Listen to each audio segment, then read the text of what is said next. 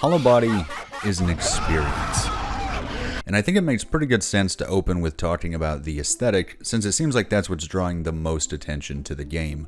If you've heard about it, you've probably heard it is a pretty clear British homage to the Silent Hills of the PS2 era, with a little Blade Runner dystopia thrown in for extra flavor. The scene where we meet our protagonist Mika is basically ripped directly from Blade Runner 2, in fact, as we see her piloting a self-driving hovercar past a neon city into the Deadlands while rocking a stylish fur coat. Yeah, it's like beat for beat.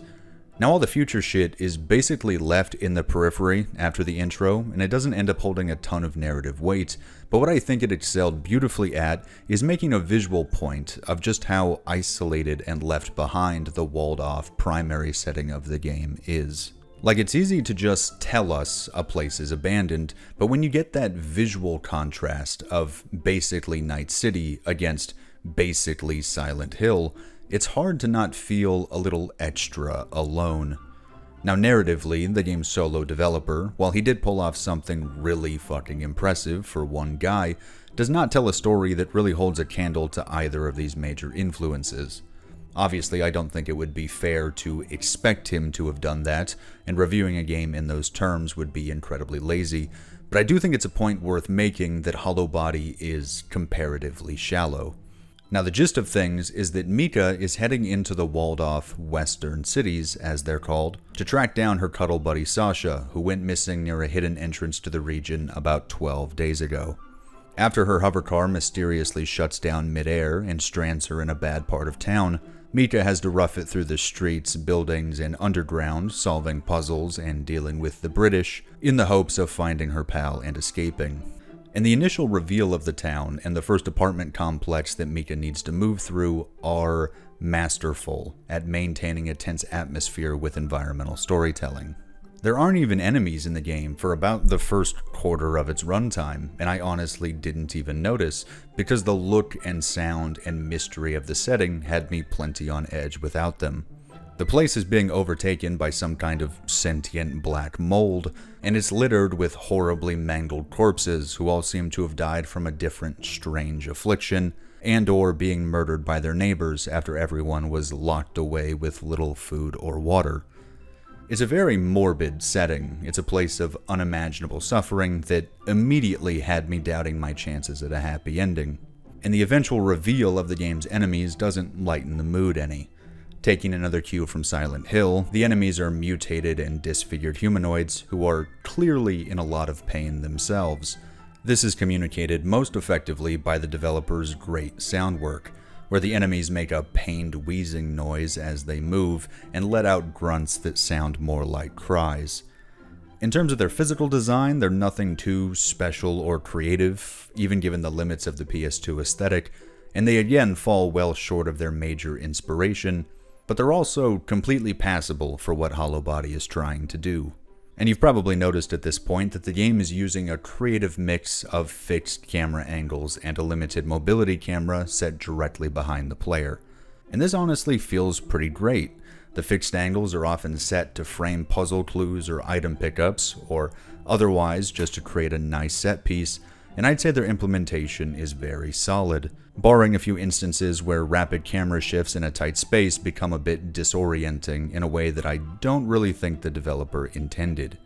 The limited mobility camera works well for the genre, and the ability to quick correct the camera and snap it right where you want to look by pressing down the stick feels pretty smooth and natural after just a few minutes of play. And while player movement by default is set to a pretty modern control scheme, they do give you the option to turn on tank controls in the menu and really give yourself a fucking throwback if that's what you're in the mood for. And while I opted to keep the modern controls for my playthrough, both settings feel completely functional. Now to get back to the puzzles, the first major puzzle in the game is also the best puzzle in the game by a decent margin, and is really the only one that's squarely reminiscent of the hands-off design of older survival horror titles. The basic idea is that we need to open a woman's safe. Through context clues, we can guess that the combination is the year she graduated college, and by exploring her apartment, we can find out her date of birth, find a picture that shows she was heavily pregnant at graduation, and another picture that shows her kid was roughly 3 years old on her 30th birthday. And I thought this felt great. Not the hardest thing in the world, but it was completely intuitive and demanded that I actually stop and take in all the evidence of my surroundings. Another puzzle in the apartment complex serves as a good teaching moment, where you actually need to go into your inventory and read some stuff, then apply critical thinking to get past a door. But the game's puzzles do pretty quickly devolve into finding the item or items to use on the thing, while the items you need are almost always found in very close proximity to the thing they need to be used on. They just become a bit obvious in a way that I didn't really expect based on the strength of the early game, but seeing as how I've played enough of these games to experience some very unintuitive, poorly conveyed, nonsensical puzzles, I can honestly say that I will take the obvious over the completely schizophrenic any day of the week, but I'm sure that your individual mileage will vary. Now, if you're in the camp of people who think that puzzles are stupid, you'll be happy to hear that it's time to talk about the combat. And no surprise here, just like in the olden days, it's all about spacing, owing to the lack of any real dodge or defensive option. Now, the ammo and health economy is actually pretty generous compared to some other titles, but you're still going to want to pick your battles and avoid enemies whenever easily possible, or you will run dry and be forced to make do with the purposefully clunky melee system.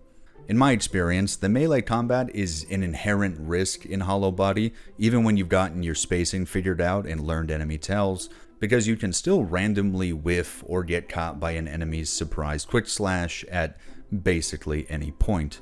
There's also a real lack of any sense of progression when it comes to melee combat in particular.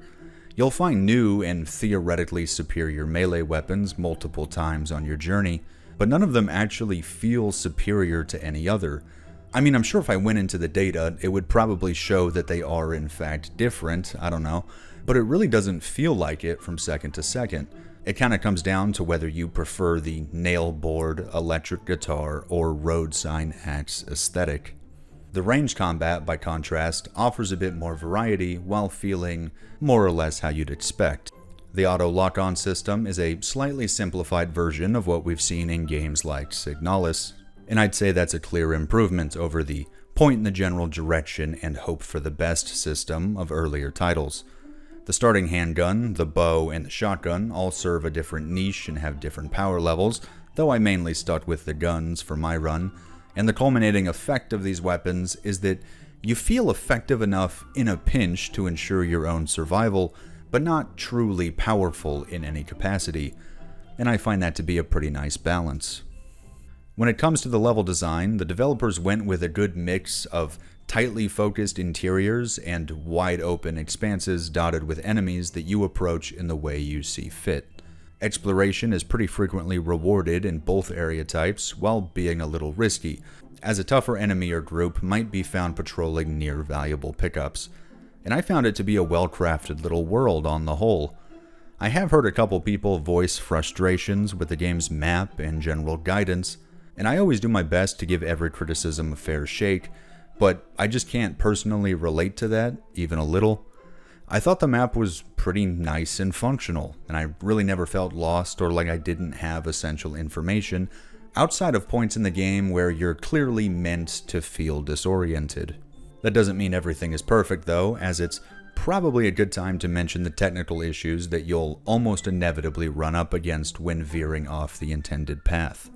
Little things like the super prevalent invisible walls all over the map are pretty understandable given the game's solo dev background, but I also found myself falling out of bounds or under the map multiple times, and it really isn't difficult to break the camera either, all of which result in you having to reload a save, which in a survival horror game can be a pretty fucking substantial time loss, and it's something you should probably be ready for if you're going to be playing before the first couple patches. With that, I think we can slide back over and revisit the game's story. If I'm being honest, I think the writer is a lot better at suggestion than actual brass tacks. And this is hardly a problem unique to Hollowbody. Horror games, especially ones with a psychological bend, are practically never made better by being perfectly spelled out, but the eventual unraveling of the West City's mystery and the omnipotent antagonist that calls Mika over the phone throughout the game just lands with basically no impact. And I think it only stands out as being so dry because the more intimate focus on the history and plights of the region's people is so potent and effective. I won't spoil the endings or major details in case you care, but that's my general feeling. And I am going to get into more minor spoiler territory for a minute here, so if that's a no-go for you, I'd honestly recommend you probably just check out at this point, and I thank you for your time. So I don't think it's really going to surprise anyone that being in the haunted mass grave monster city, breathing in sentient black mold spores eventually starts to have an effect on Mika's sanity. And she probably isn't going to finish out the game with all her dogs still barking. Context clues probably brought you guys to that realization pretty quick. But I do think the game's commitment to this lack of sanity feels a little half-hearted. It seems to reach a fever pitch in the sewer level, where she has to complete a morbid and nonsensical puzzle to progress, all while losing her bearings and basically being teleported around the map. But then she seems to just return to her baseline for the entirety of the next 2 levels. And I guess I was just expecting something that made more creative use out of the premise, given the fact that this developer clearly did his homework and did it well.